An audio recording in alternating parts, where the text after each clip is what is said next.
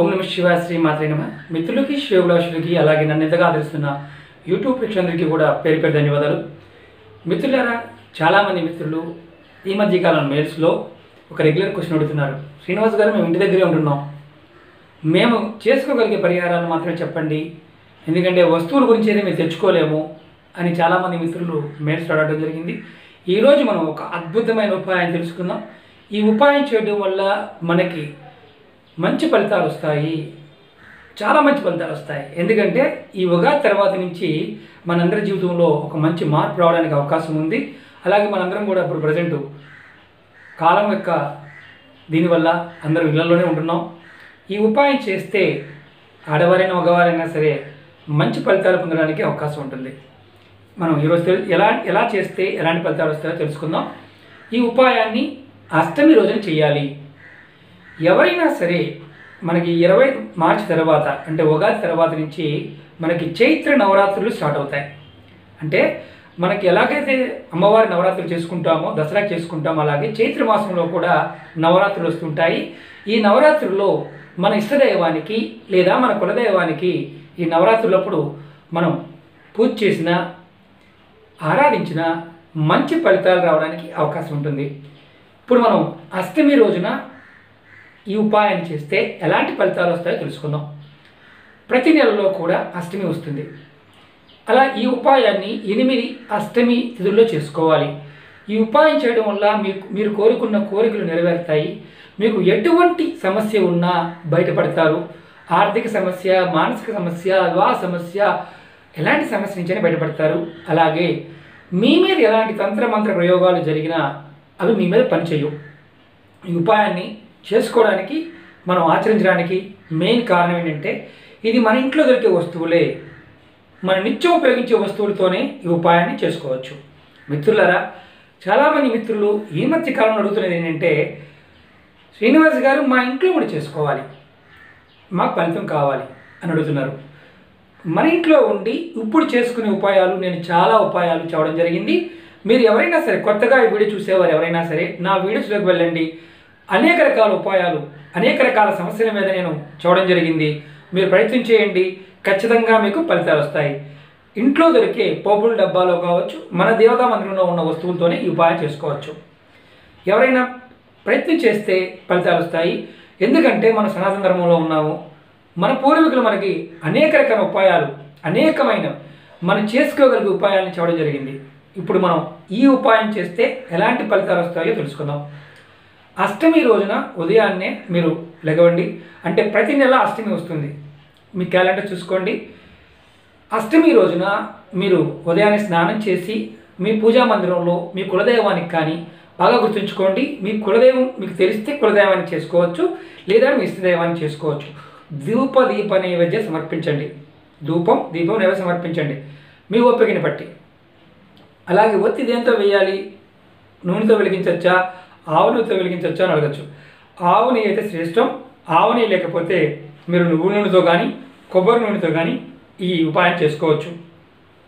పూజ అనంతరం మీరు 8 లవంగాల జోడి తీసుకోండి. అంటే 16 లవంగాలు తీసుకోండి. మీకు చూపిస్తాను.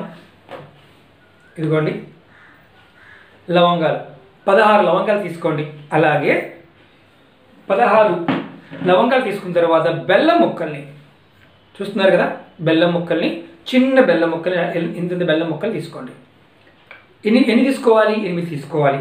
తర్వాత ఉపాయానికి కావాల్సింది, మీ దగ్గర ఆవు పిడక ఉంటే చాలా శ్రేష్టం. లేకపోతే కనుక కొబ్బరి పిచ్చైనా పర్వాలేదు, లేదంటే బొగ్గైనా పర్వాలేదు. ఈ ఉపాయానికి కావాల్సింది ఏం చెయ్యాలి, ఎలా చెయ్యాలి? మీరు ఇవి తీసుకున్న తర్వాత మీ ఇష్టదైవానికి పూజ అయిపోయిన తర్వాత, మీ ఇష్టదైవానికి పూజ చేసుకున్న తర్వాత మీ మనసులో సంకల్పం చెప్పుకోండి. సంకల్పం చెప్పుకొని ముందు ఆవు పిడకను కానీ దాని మీద కొంచెం కర్పూరాన్ని పెట్టి వెలిగించండి. కొంచెం కర్పూరం పెట్టి వెలిగించి అది కొంచెం వేడి చేయండి. అంటే మండుతుంది కదా, దాని మీద మీరు ఏం చేస్తారంటే ఈ ఏదైతే లవంగాలు ఉన్నాయి కదా, మీ మనసులో కోరిక చెప్పుకోండి. మీ ఇష్టదైవానికి కానీ కులదైవానికి కానీ.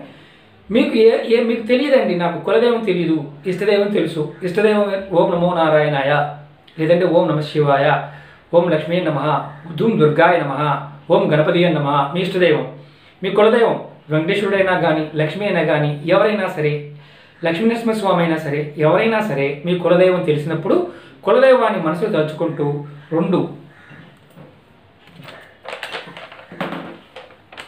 రెండు లవంగాలని అలాగే బెల్లం ముక్కను తీసుకొని ఏదైతే మనం వేడి చేసామో, కాల్చామో, బొగ్గు కావచ్చు, కొబ్బరి పీచు కావచ్చు, ఆవుపిడక కావచ్చు, దాని మీద మీ మనసులో అనుకుంటూ 2 లవంగాలని అలాగే బెల్లం ముక్కని అలా చూపిస్తాను మీకు. ఇదిగో నేను ఇలా పట్టుకున్నాను కదా, ఇలా వేడి చేసిన తర్వాత ఈ నుప్పు మీద వేసేయండి. లవంగాలు రెండింటిని అలాగే బెల్లం ముక్కని వేస్తున్నప్పుడు మీ ఇష్టదైవాన్ని తలుచుకోండి. ఇష్టదైవాన్ని తలుచుకుంటూ అలా 16 అంటే 2 లవంగాలని బెల్లం ముక్కని అలా 8 సార్లు తలుచుకుంటూ ఆ నుప్పు మీద వేసి, అంటే మంట మీద వేస్తున్నప్పుడు ఏమవుతుందంటే ఆటోమేటిక్గా ఆ పొగ వస్తుంది. ఇది ఇంట్లో చేయొచ్చు, పూజా మందిరం చేసుకోవచ్చు. అంటే ఒకవేళ మంట లేదంటే చక్కగా విసిరి మంట కొంచెం పెద్ద చేయండి. ఒకవేళ మంట తక్కువగా ఉందనుకోండి, కర్పూరం బెల్లం పెట్టి మండించండి. బెల్లం కూడా కొంచెం తీసుకోండి, ఎక్కువ కాదు. ఇలా చేయడం వల్ల ఏమవుతుందంటే మీరు ఏదైతే మీ మనసులో ఉన్న సమస్యలు, మీకున్న అతిపెద్ద సమస్యలు, మానసిక సమస్యలు, శారీరక సమస్యలు, ఆర్థిక సమస్యలు, అడ్డంకులు ఇలాంటివన్నీ తొలగిపోతాయి. మీరు ఇంటి దగ్గర ఉన్నారు కాబట్టి చేసుకోవచ్చు. అది ఎప్పుడు చేయాలి? అష్టమి రోజు చేసుకోవాలి. అష్టమి రోజున ప్రతి అష్టమి 8 అష్టమిలు, అంటే మనకి 8 రోజులు 8 అష్టములు, అంటే నెలలో ఒకసారి క్యాలెండర్ చూసుకోండి. అష్టమి వచ్చినప్పుడల్లా అష్టమి తిథిలో చేసుకోవచ్చు. ఇది ఇంట్లో ఆడవారైనా చేసుకోవచ్చు, మగవారైనా చేసుకోవచ్చు. నెలసరి టైం ఉన్నప్పుడు మాత్రం ఈ ఉపాయాన్ని చేయమాకండి. నెక్స్ట్ వచ్చే అష్టమి చేసుకోండి.